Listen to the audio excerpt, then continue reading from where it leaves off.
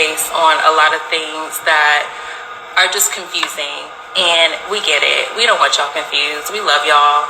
And, it's really important for everybody that everybody has the opportunity to share how they feel about things. And, it doesn't always have to be like a negative thing, right? Right. Yeah? Okay. So you want to say hi to everybody? And we're going to keep it like real. There's no agenda, y'all. No agenda whatsoever. I have questions that you guys have all messaged me. We obviously can't get to all of them, but we will address like the most common ones that a lot of you asked. And so I think that that's important as well. Is this when I say hi? Yes. Okay. Hi, everyone.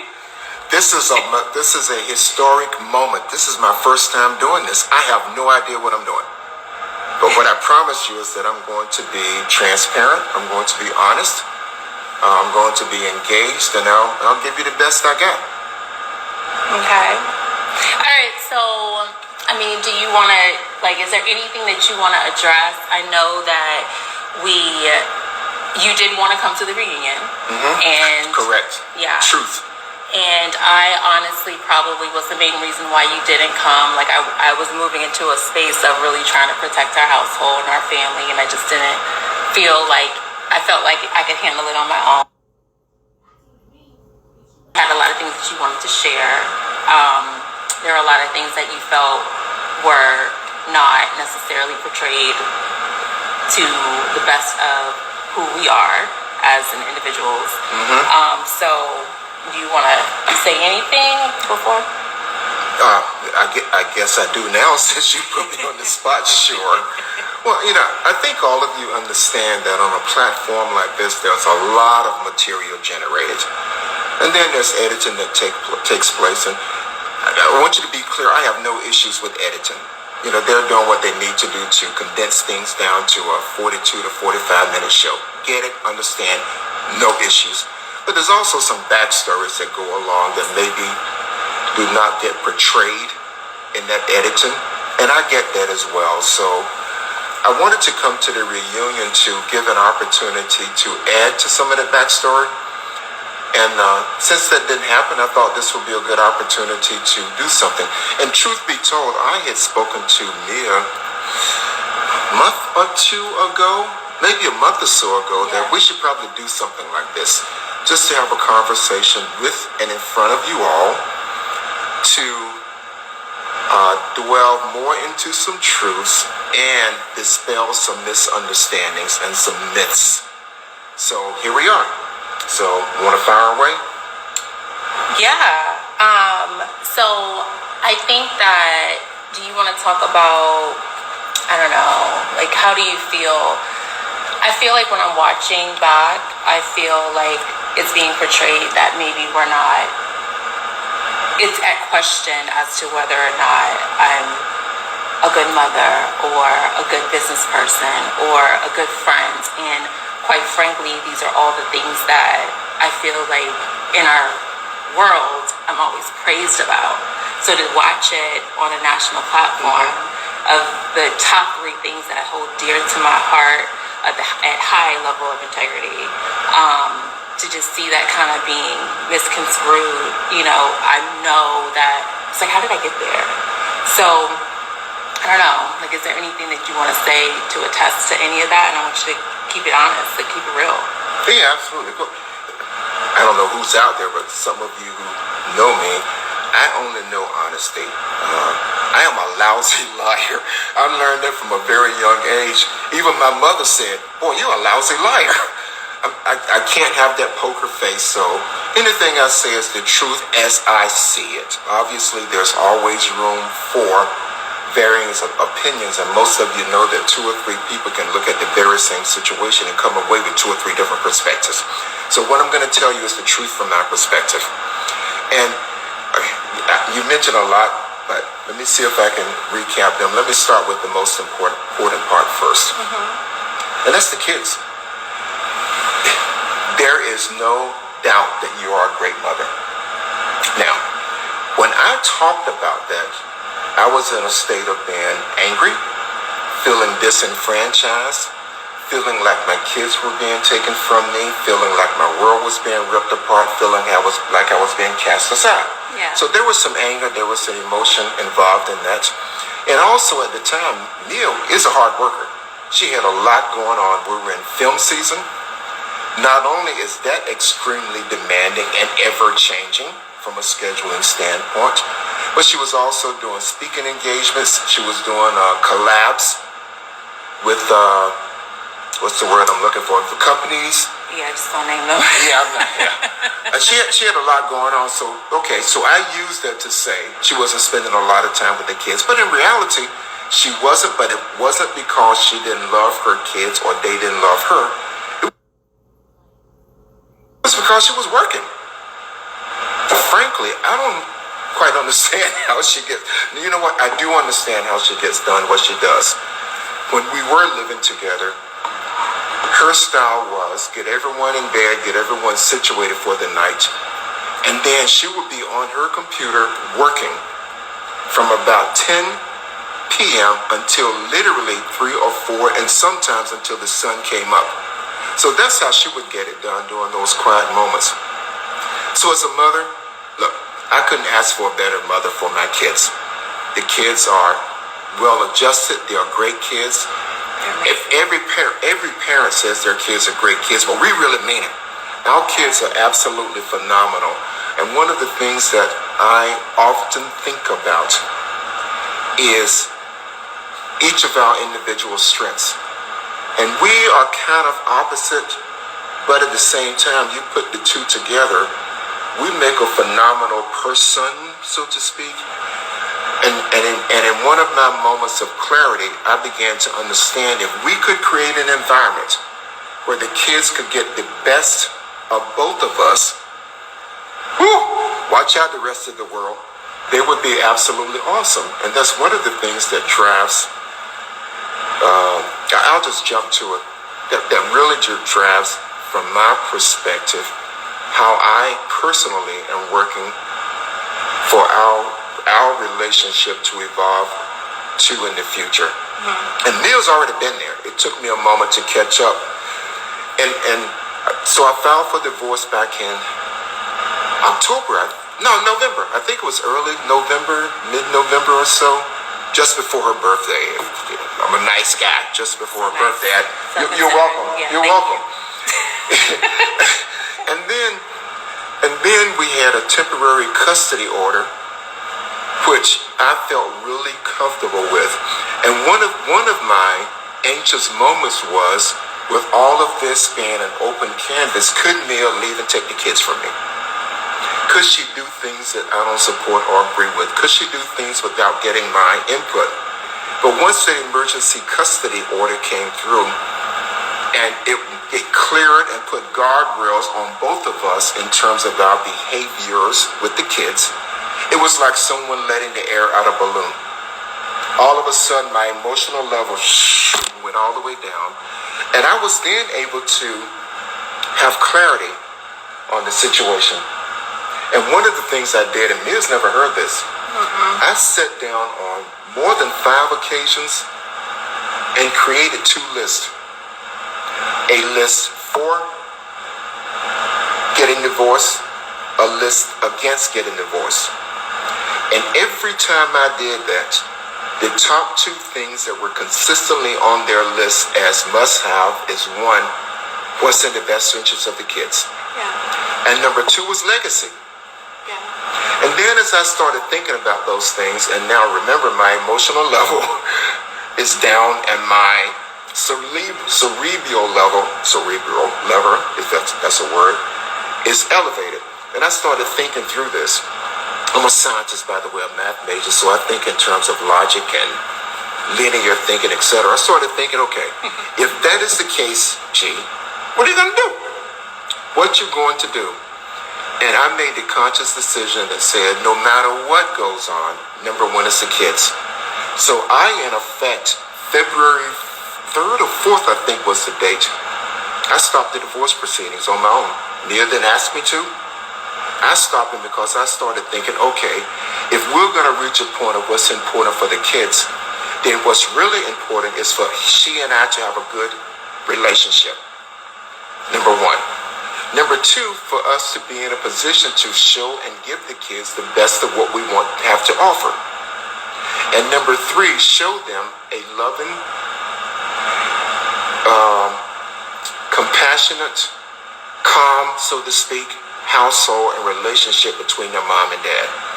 And when I started thinking about all those things, I'm going, okay, I want to pause this legal situation to allow the temperature to drop down for both of us. Could we have gone through this? This is my thinking. Mia can weigh in whatever she wants to say. But could we have gone through the divorce without this thinking? Absolutely. But would it have generated the exact result that's best for the kids? In my thinking, absolutely not.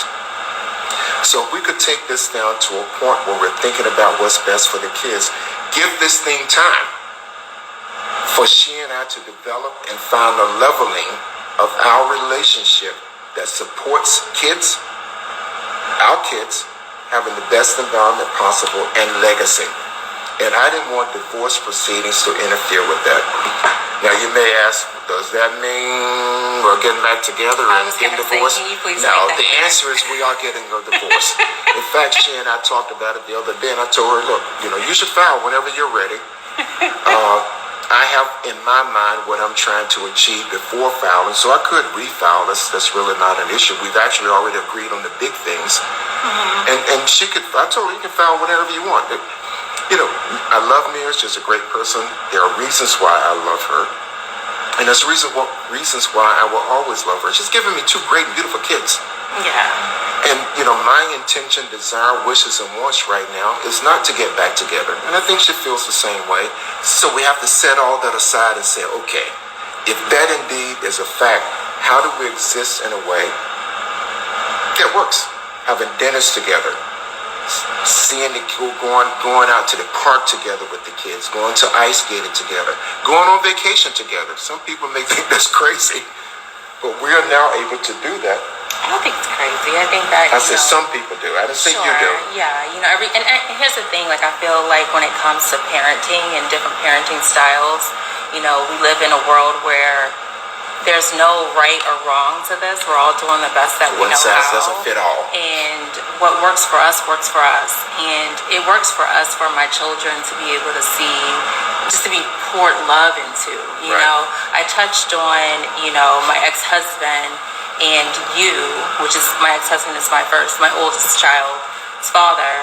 You guys have such a great relationship. You guys, have always gotten along. You guys have not always, but we got there. Well, when did you guys not get along? Early in the beginning. Before he met you. But once he met you, you guys have been great since. He just didn't know you. Well, yeah, that's true. You guys had to have a sit down. Absolutely true. Yeah. Absolutely true. You guys got together, you sat down, and after that sit down, you guys have always gotten along. Well, and one of the things I did was let him know for sure, look, you are Joshua's father. Yeah, 1,000%. I am in his life to be a role model and support you and him. Yeah. So whatever you need me to do, let me know. Yeah. And after that, you guys, and so when it comes to holidays and birthdays and everything else, like Joshua has grown up and he's soon to be 17 years old. And he's such a phenomenal child because all he knows is love. No one's ever showed him anything else. And so Joshua calls me from time to time to say hi. How you doing, Daddy G? He's crazy about his dad G. So, and he's crazy about his dad too, and his mom. Yes. But and I think that that's a really beautiful thing, and I think that we need more of that in today's society. And I feel like being able to go on vacations and being able to co-parent, if everybody has that emotional intelligence and that emotional maturity to be able to do that, it really does work out better for the kids. I will never disagree with that. Truth. I think a lot of times it's us that we have to put aside our own discomfort. Egos. It's uncomfortable. I mean, I remember inviting your ex-wives to our homes. God, was I pissed. He hated it. I was always inviting the ex-wives, and I will never forget to this day, and I don't really like to speak on them so much because they're just all so phenomenal, and I don't want them to get torn, folded into the mix. But I'll never forget when your mom passed away, and Jeremiah was maybe 8 months old. 9 months, yeah. And he got a little antsy at the service, and I'll never forget your ex-wife said, "Come give me that baby. Let me take the baby out of the congregation so you can be there for your husband." And I thought that that was the most powerful, profound time of like, okay, we're doing something right here, you know. And you had the most wives at that funeral. Oh, hush. Okay, I won the contest. All four. I won. I finally won something. I was like, I can't. You just had to bring that up. I'm just saying, you know, since we're talking about it, but you know, next one too. Boy, y'all pray for me. So, just saying. I just think that, you know, I think it's really important to understand the mindset of who, you know, I am as a mother and how I feel like the more love, the merrier. I also think that it's really important to just discuss, like, you know, you are so entitled to how you feel.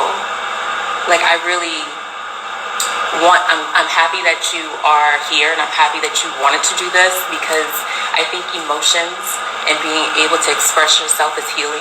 Takes a moment too to get there. And the number one comment that I get from people like out and about is, "How's Gordon doing? Like, how's his health? How's he feeling?" And I also want to go back to, you know, this has been something you've been battling with since 2 years into our marriage, you guys. We had been married for 2 years, and the family finally shared with me what was going on. That was crazy as you know what. I just didn't know what was happening. And I remember saying, "Well, why didn't you guys tell me sooner? I can navigate this. Like, and like, it's all good. Like, I got you." They needed someone else for me to mess with other than them. That's why they didn't tell you. Took the heat off of them. Yeah. So I think it's really important too. I think another misconception that a lot of people think is that, like, I married you for money. That the only reason why I'm with you is for your money. And I think it's important to say that if that was the case, I would have left you right after we got married, because you had gone through a really hard financial hardship. But I decided to soldier up and leverage all of our resources and our assets. And I worked my ass off, excuse my language, day in and day out. We sold assets, we built assets, we leveraged contacts, we found investors, we built a brand, you know. And that's why it's so hard to be able to see anyone ever question, like, my integrity as a woman. And obviously, like, you know, it's never mainstream for me to ever say, "Oh, my husband's broke," right? But I think it's important to, like, navigate into it. Like, how do you feel? Do you feel like, tell me, like, speak on that. Okay, so there's two things that I'd like to say. One is a question that I didn't answer of the three you asked. Now, you know, I could write a book about each of those three questions. And we don't have, how much time do we have? It's your world. We can go like to midnight? No. I gotta go to bed. Okay, 11:30. No. All right. Got like well, 30 minutes. allow me to get to at least two of them. Okay, go One ahead. that you just mentioned, and then the other one that you mentioned early on. Go ahead. Because I think number one, there are two different there was one misconception, one reality, and I think they need to be talked about. So let me talk first about why I first admired you and then eventually fell in love with you. We first met, and you know my routine. I sit and I like listen to people's story, right? Yeah. I want to hear what's going on in your life, yada, yada, yada. I'll tell you all this kind of offline, and I won't get into it any more deeply. One of the personal goals I had was to help make 20 millionaires in my lifetime. Okay? Not give them $1 million, but help them, give them the knowledge, teach them how to fish to get to the point of being a millionaire. And I like taking on, Projects. I'm using the word projects, but not that. It's people that I want to help that seems interested enough to listen to what I got to say. But one of the But you things... know, you actually said that to me in the beginning, and I actually was like, oh, okay. I did? You did. Okay. Yeah, you told me that you were taking me on as a project. I used that word project? Okay, well, she was a project. I didn't know I said that, but okay. You did. So there's a few things that I'm. But honestly, I saw it as, well, teach me what you know, because I know what I know. I want to know what you know. Right. And you obviously have a couple more years, just a few, on me. Y'all know she don't count too good. and you have obviously been in circles and been in rooms and accomplished a lot, and had done enough in your life where I was like, I kind of want to know how you did it, and I want to know Wait a minute. the tools. So it wasn't my good looks and my hair? Boy, you have no hair, honey. Put this back on. Okay. God, does that hurt? That came later. Go ahead. Okay. So let me just tell you this, because this is a side of Nia that I don't think you'll ever see, but I'm telling you, this is factual. When I first met Nia, you were 18, maybe 19? And as we talked, I started to understand her as a person. This was a time in her life where her mother was going through some tough things and really couldn't spend the kind of time she wanted with her kids. Nia also had 2 younger brothers and sisters, twins, who I believe was maybe 9 or 10 at the time. She had an older brother who himself is a great guy, but he was having some tough times, as many of us do from time to time. And she was also going to school full time.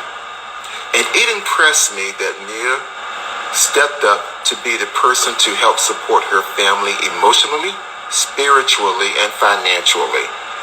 She worked 2 jobs. It was 2 jobs at the time, right? Yeah, she worked 2 jobs at the time.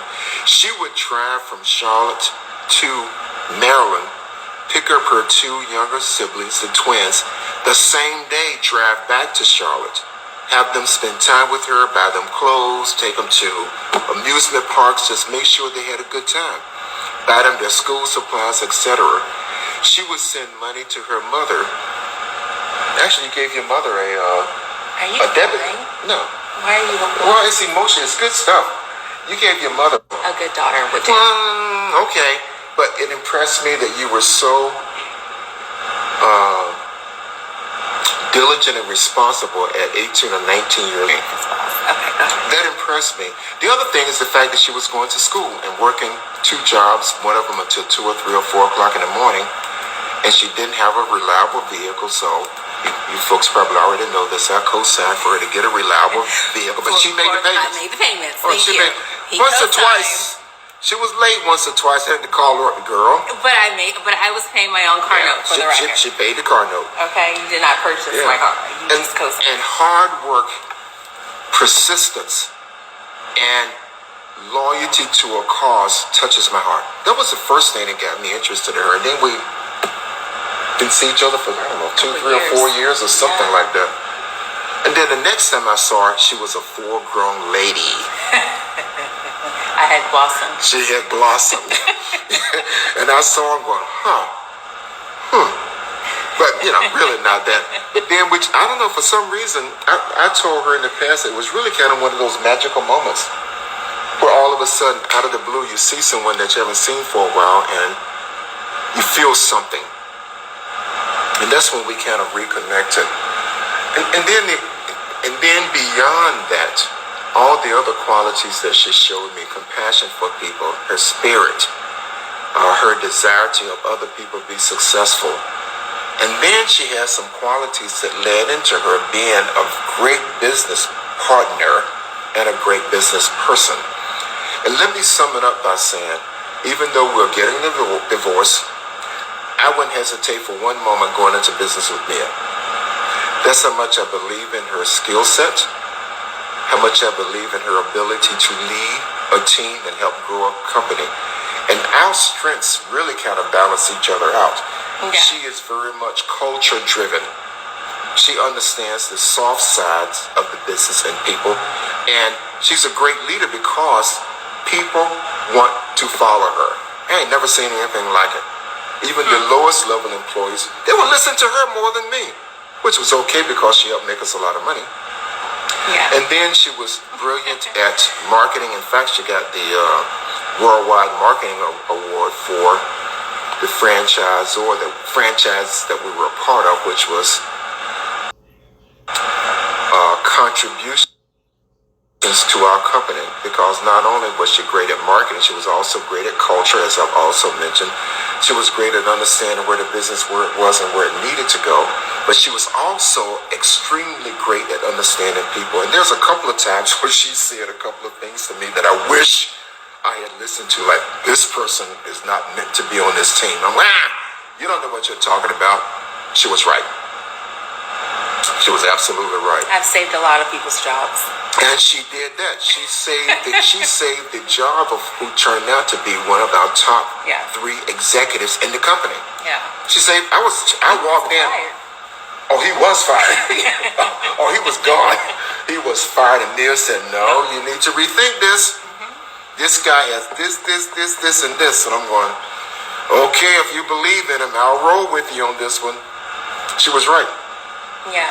Absolutely right. So do you want to touch on like how you're feeling? So a lot of times, like I know a lot of the questions that I have, people are asking like, how's your health? How are you feeling? You came out last year, you shared your diagnosis. I'm very proud of you for doing that, actually. You know, I was against it, but I also am in a position where I'm trying not to like tell you what to do. Finally. You're no longer my responsibility. Sorry, we're getting a divorce, okay? Good luck, next girl. No, I'm just kidding. But, you know, and I'm proud of you. But, you know, how are you feeling? What do you feel like is next for Gloria? Like, you have inspired for one that everyone knows. Our health, obviously. So, how's my health? Physically, I couldn't feel better. As I say, in my body, got some guns. Yeah, I work out 3 or 4 days a week. I have a personal trainer. He thinks I'm 55, so he keeps giving me extra weight and extra running time. And I'm telling him, look, man, don't be doing that. I'm 84. So actually, I'm 72. But since Mia can't count, in any event, physically, I'm doing well. You know, I came out on the reunion last year. No, 2 years ago. No, it's not true. What was it, last year? Because there's a reunion going on right now, right? So not this one, the one prior. Yeah. I get TV time and real time a little mixed up. Hence my illness. But in any event, bipolar is without a doubt the toughest thing I've ever gone through in my life. On a number of different levels. The first level is, you don't know you have it. And then once you start thinking maybe you have it, then you get to the point of really owning it. And it takes a moment to really own it, because you can say, okay, I got it. You know, a little medication here and there, and no big deal. And then you get to the level of, okay, not only owning it, but then ready to go inside and say, okay, let me really understand this and why certain things happen and why they repeat themselves. And what you have to do about it. And for me, the last 3 years, I guess, has been a really tough journey, because that's when I started to recognize and not only see the effect in my business life, some of my personal relationships, but also in my marriage. And it took a while for me to understand not only what was happening, but how it was happening. And let me jump ahead, because I could talk about this all day. Hell, I could talk about it all week, because there's so many levels to this thing. What I had to come to grips with were what were the things that were triggers that would cause me to go off the rails.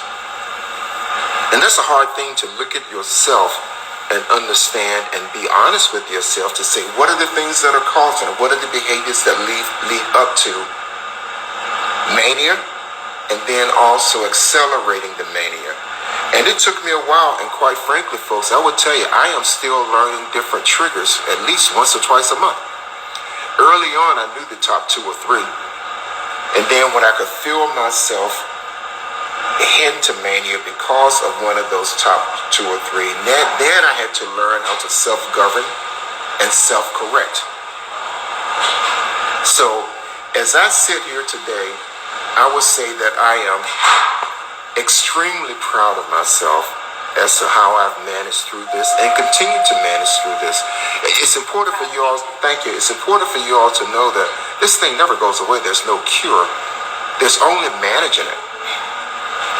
And then there are a lot of lonely moments. Sometimes the things you do to self-correct, nobody else noticed because you corrected it before they would notice. So sometimes you have to take a step back and say, boy, I actually did good. I'm proud of myself. And then the other part that's really kind of interesting and hard is to forgive yourself. Yeah. To say, you know what? The past is the past. And in order for you to move forward, you got to put the past behind you. You got to put it behind you. And if you're focusing on the past, it makes it more difficult to focus on the present and the future. One of my brothers who is, I love all my brothers and sisters, but one who is a great pastor said to me, you can't unscramble an egg. And I thought about that. I'm going, you know what? He's right. What's done is done.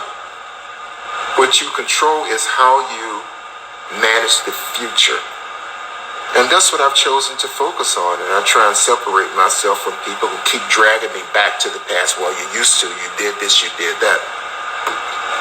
I can't go back. I have to keep looking forward. And, I think that's been my greatest victory, to understand that. And the second greatest victory is understanding the triggers, accepting them, and then being able to govern myself accordingly after that. Have I gone over my time? It's okay. I know you need to get out.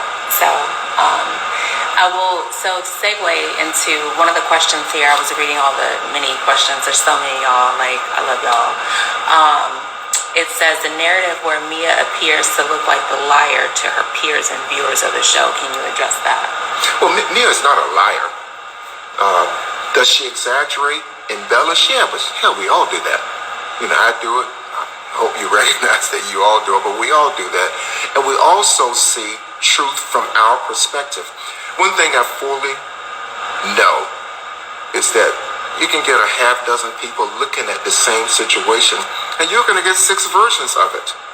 So what one person may think is the truth, like the telephone game, what one person sees it as the truth, another person may see that same thing as a lie. Mm-hmm. So you have to be careful with truth and reality. The reality is Mia's a great person. She strives to do well by people. She strives to raise everyone's, what's the word I'm looking for? Station, so to speak. Add value. Add value. And as I said before, people follow her. Now, if she was truly a liar, people wouldn't follow her because they wouldn't believe in what she's doing. But people follow her, so she's not a liar. Does she exaggerate? Yeah. Is she forgetful sometimes? Yes. All of us are. I forget everything. Yeah. I didn't want to say it that way, but you see, well, I'm not going to say it, but I wasn't going to talk about her hair color. I mean, there's so much. You know how it's like the iPhone, when you have too much storage, it starts deleting stuff? Yeah, that's just pretty much how it be going for me. And maybe, I'm praying a lot and really trying to ask God, like, I don't have to do it all, right? So what areas of life do I really need to be focusing my attention into so I can be really intentional and I can really show up 100%? Because, when you start diluting yourself and you're trying to carry 20 different hats, you're not going to be as productive as if you're focusing on that one thing. Do you know what I mean? Mm-hmm. And I think that in hindsight, especially like this season, I'm like, Mia, you were juggling a lot, and a lot of the things that I was not one of those things. You were one of those things. You were one of those things. Maybe 5 of them. You said it, not me. I'm from the house of truth. And I think that, that's a message all in itself, because I feel like a lot of times we as women feel like we need to be superwomen and we need to not say no. Ladies, 2025, we are learning how to say no. I am finally in a position where I'm like, you know what? This no longer serves me. I'm like, I just can't do it. I can't do it all. Thank you, God, for the blessing, but I have to really be intentional on my purpose and my passion and my future and what's best for like the long game, not short term. gratification. Like, where are we moving in a long-term realm? And is this for my better good? You know, and that's really like where I finally arrived in that space, and it feels good to be there because I'm gonna tell you, like, the dilution is not working. It's not working at all. So thank you for addressing that. So there's another question I know I wanted to get to a couple of them. So it says, so you've already addressed your bipolar. A lot of people wanted to know if you really have bipolar. Oh, yeah. Yeah, I got it. Own it. Got it. That's not funny. I'm good at it, too. Real good at it. And, you know, I really do think that you should start, like, discussing and being there for other individuals who may have diagnosed bipolar, and then how, like, share, like, your tools. I mean, if there's an interest in it, I have no problems doing Yeah. it. Sure, absolutely. Yeah. We talked about the children. And obviously, you know, thank you for validating that. But I know I'm a good mama. I know I'm like, that's something that I take. I No know I got argument that here. right. Okay. And we talk, yeah. That's a lot of questions. There's We need a part 3, 4, 7. No, we don't. 10. No, we don't. This is a lot. You taking up this is my working hours, okay? I'm supposed to be, you know, doing the things. And that's another thing, you know, guys. I do wish that I can get to a position where I can really show y'all,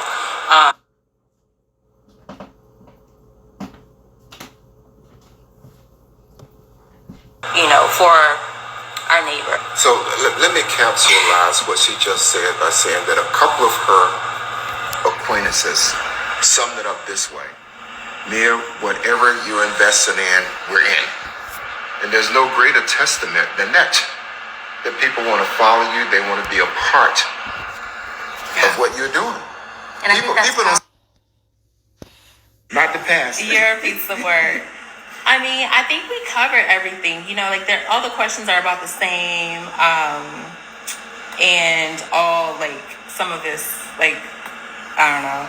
Here's a fun one. What's your favorite food? Steak. Absolutely steak. I'm a master staker. Yeah. So, here's a good one. They Oh, want to God. know: do you feel? Wait, hold on here. How do you feel your role has negatively impacted how I'm being portrayed? I don't know if I can answer that because people are going to have their own opinion no matter what. No matter what you say, no matter what I say, no matter what they see, there's always going to be an opinion. I can't sway anyone's opinion. Yeah. The only thing I can do is speak the truth. And then if someone wants to talk to me and say, tell me more and understand at a higher level, then that's fine. But hearing sound bites on a show, and again, I'm not disparaging the show, but they only have so much time, and shit, I don't know, 6, 10, 40 of you all on the show. There's only so much time to give 40 each of person. us? I don't know, that's a lot. I don't know, there's only so much time to give each person. So they're going to take what I call sound bites. Yeah. And sometimes the before and the after gets missed. But some of these things are complex matters where you have to peel back the layer of the onion to Yeah. several depths to really understand what's going on, rather than one statement. So I don't fault anyone for saying that, but I don't think, Well, I guess let me Capable. rephrase the question. So, you have any regrets? well, there's a lot of things I wish I had said and done. What are they? No doubt. No, I'm not going into detail, but there's a lot. But what I will say is that, you know, back then, we're talking several months ago, one, I hadn't completely figured out my relationship with bipolar. Secondly, we were going through some tough times as far as I saw it,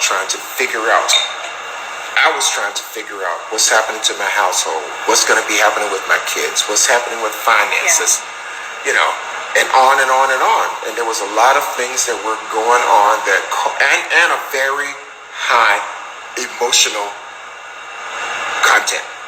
Now, emotional plate was overflowing. So yeah, as I said earlier, people exaggerate. Did I exaggerate some things?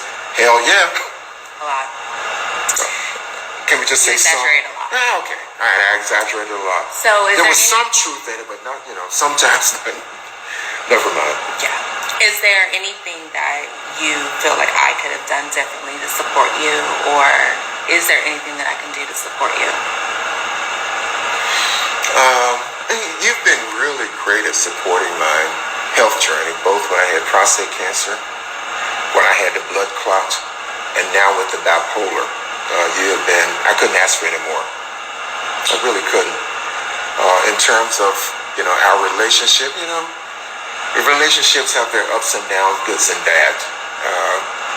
Is there anything you could have done to support me? No, more? I don't think so. Stuff happens. So, I don't want to go back and start regurgitating the past. I am at a place in my life where I am moving forward. The two of the things that God has given us that I value deeply and I think are two of the greatest gifts ever to us as human beings. One is the gift of imagination, and the second is the gift of self-determination. We get to choose. We get to choose if we're going to be jealous, if we're going to be mad, if we're going to be emotional, if we're going to be, whatever. We get to choose. Yeah. We get to choose whether we're going to take the high road or the low road. We get to choose what kind of life and what kind of example we're going to be. Yeah. We get to choose hatred or forgiveness. All these things we get to choose.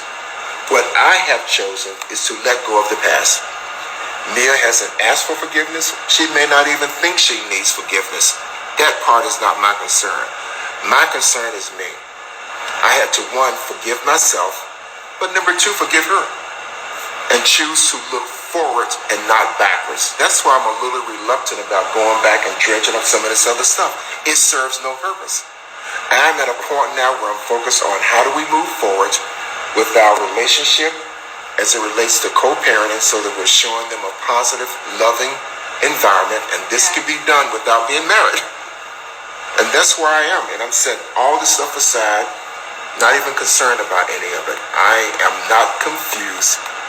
I know what I need to do. That's beautiful.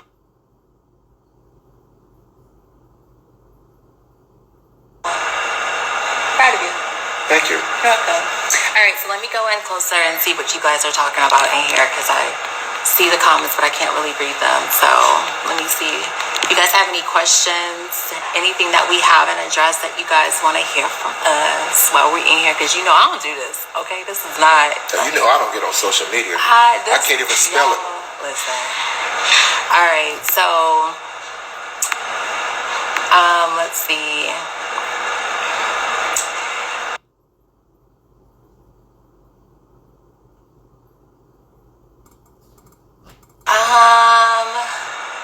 Why am I not talking? So I'm not doing a whole lot of talking, you guys, because I really feel like, this is something Gordon wanted to do, and I'm supporting him, and it's not really about me, even though it's an opportunity for him to have a platform, because, again, he wanted to come to the reunion, and I wouldn't let him. Let's see. Call me back. Who is that? Okay, peace and blessings. All right, so peace and blessings, Queen. Love y'all. Okay. I don't really see any questions that we haven't already addressed, y'all. So if y'all want to pop in something else, we love y'all. We do. Okay, so I can go ahead and talk about. Let's see. Tell me about some of the things you have on your plate coming up so they can see some of the things that you are doing to enrich other people's lives. Yeah, I would love to talk about. So let's see what we got going on. So you guys, if you're in town, I did already share that in my ticket, the link to the tickets inside of my stories. I would love to see you guys in person and chop it up and answer all the questions about RHOP. Love it. If you guys are in Charlotte on March the 14th, I am speaking at UNCC. We are speaking on Women in Excellence and Leadership. And tell them what UNCC is. It's University of North Carolina, Charlotte. And I know you're proud of me. Look at you. Very much so. We're talking about pretty much, just all about women and how we come to image in business. I think it's really important. So come on through there and let me know if you guys want to have a link to more information. And you were just on the panel at a Galentine Yeah, thing? I spoke at a Galentine's event in Charlotte, and we were speaking on self-love, you guys. Self-love. I also, too, want to let y'all know, filming this reunion, I was going through a spiritual fast. I had actually fasted for 30 days, and I was really asking God to speak to me and for clarity. And I want God to like move through me and make me more like Him. And it's really hard to, the platform kind of contradicts all of the above. And I look back and I say, girl, you are emotional because God was working through you, and I have no regrets whatsoever. It was a season of my life that I needed to go through. I feel like I came out at the end of this fast. I'm not the same woman that I was going into the fast. And I agree. isn't that wild? It's so profound. And ever since coming out of this fast, there has been so many blessings and opportunities knocking on my door. There's so much. I'm like, okay, which way do I go? And I'm just so grateful for that. So if anybody out there is questioning or wanting to know like their direction or not really understanding or need God to come to them and say, hey, this is what I got for you, be obedient, go for it. Like, and I'm not going to take us to church tonight, but it's just been such a profound 2025 because I started it the first week. I started it on the 2nd of January, right? Proud of you. Thank you. Thank you. I said it because you said that about me several Yeah. times. Let me get it in once. I don't think I said it all night, but I'm proud of you. Thank you. I appreciate that. And yeah, you know, there's a lot of things that we got going on. I won't go too far because you know how our memories are. We just talking about March. But I also too, I do work with an organization. It's called Foster Love. I would love to bring some more awareness around that and raising awareness around the children. Right now, I did have, I don't know if you guys saw it, where we were making donations to all of the foster children who have been displaced in LA because of the wildfires. And I think I'm going to talk more about that because that's something that I feel like you and I originally connected because of the Ronald McDonald House of Charlotte. Right. Haiti, the earthquake in Haiti. Yeah, and Gordon, I don't think a lot of people realize that Gordon and myself alike sponsored a room for families at the Ronald McDonald House of Charlotte. We helped build that house in Charlotte. And I wonder if we can ever go, like, can we go back? Oh, yeah, absolutely. Yeah? Look at the name, the plaque on the wall. Yeah. No, like our... We paid for building a room. Yes, I was on the board of directors for 8 years. I don't know. Yeah. 6, 8 years. Yeah. So, if you guys are in Charlotte, or if you guys are familiar with the Ronald McDonald House of anywhere, you know, it's a phenomenal cause. What they do is pretty much alleviate all of the expenses for the families and the children and the siblings of the family. So if there's a sick child that is needing to be hospitalized, obviously it's really expensive for the moms and the families to be able to be close by. Right. And the house is operated by all volunteers. So remember, I used to take Josh.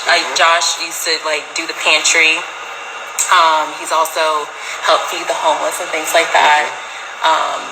And those are just aspects that I feel like I'm not doing a really good job of sharing nationally. And I think as I move forward, God is telling me, no, baby cakes. Like this is a part of your DNA and what you're composed of. And but this is part of what you do to inspire people to be better than what they currently are. Yeah. Which is phenomenal. So, but that's pretty much it. Let me see if there's any other questions. And if not, then y'all, it's 10 o'clock. I'm going to bed. Someone says post a picture of the plaque. Okay, I got you. Y'all are funny. I wish you would have stayed. I can tell you're going through a lot. Yeah, y'all, you know, it was a lot, you know, but again, hey, sometimes you just got to get up and you got to remove yourself from places that are not good for you, you know? Says, how are you being obedient, sis? So there's more to that. There's a lot of things that I have actually cut out, y'all. And let's see. If someone says we've got 6 minutes, stay out of women's business. Okay. All right. I got you. All right. Well, I love y'all. Thank you for coming in. Thank you all for listening and joining us. Because we're not doing this every week, okay? Once a year. There's a lot I could say, but we're kind of out of time, so we should do another one. No. Yes, we should. No. Send in your comments. Let us know if we should do another one. No. All right. Love y'all. Y'all be safe out there. Tune in next week. Part 3 reunion. From what I could tell, I wasn't there.